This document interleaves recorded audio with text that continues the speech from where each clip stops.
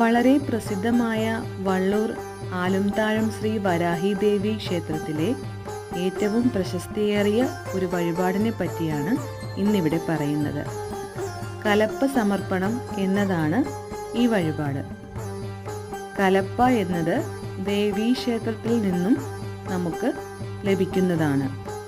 ഈ കലപ്പ നമുക്ക് ലഭിക്കുമ്പോൾ നമ്മുടെ ഒരാഗ്രഹം മനസ്സിൽ പ്രാർത്ഥിച്ചുകൊണ്ട് ദേവിക്ക് മുന്നിൽ ഈ കലപ്പ നമുക്ക് സമർപ്പിക്കാവുന്നതാണ്.